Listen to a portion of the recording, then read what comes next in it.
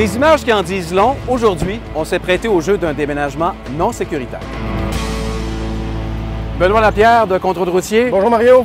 Bonjour. Benoît, donc, on a fait la démonstration des choses à ne pas faire. Oui, pour le bien de l'exercice, on exagérait un peu la situation dans le sens que c'est un peu ce qu'on voit dans notre travail quotidien de contrôleur routier lors d'une opération de déménagement, Mais avant de commencer à faire le tour de la remorque, j'aimerais t'inviter à vérifier avant le départ. Parce que l'attelage, évidemment, c'est le point de départ. C'est de faire en sorte qu'on va partir sur la route sécuritairement, Donc, évidemment, la corde élastique n'est pas appropriée. Donc, idéalement, ce serait d'avoir un système de barrure, soit un cadenas, une vis avec un boulon, ou carrément le fameux système de blocage du fabricant. Okay.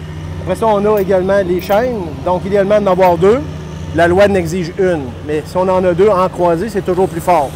Et la dernière chose, le véhicule qu'on a actuellement n'a pas l'équipement pour faire fonctionner les feux du véhicule qu'il tire. Donc, c'est une défectuosité majeure au sens de la loi et peut amener une infraction au niveau de la réglementation. Et évidemment, par la suite, le chargement qui doit être fait de façon sécuritaire. Tout chargement doit être fixé solidement, ne peut cacher les feux du véhicule qui est remorqué. Lorsqu'on a des objets comme ceux-là et qu'on n'est pas capable de les arrimer convenablement, idéalement, ce serait de les mettre à l'intérieur de notre véhicule.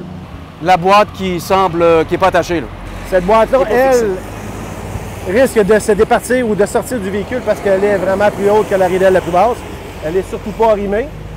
Le tapis. Bien évidemment, lui, il faudrait qu'il soit arrimé, qu'il ne crée pas de longueur par rapport au véhicule, de longueur excessive. Évidemment, il faut que votre remorque soit en bon état de circuler. Également, les pneus vous tiennent sur la route, faut-il qu'ils soient en bon état et que les boulons soient tous présents au niveau des pneus et des roues. Il ne faut pas affecter la stabilité du véhicule, il ne faut surtout pas trop charger la remorque.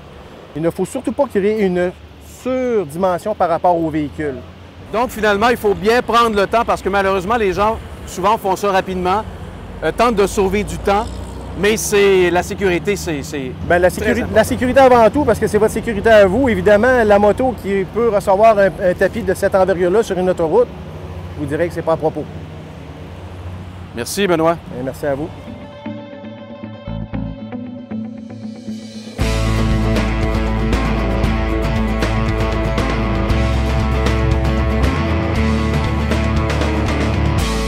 Benoît vient nous faire la démonstration d'un arrimage sécuritaire. En cas d'infraction, sachez que vous pouvez avoir une amende qui peut atteindre 500 $.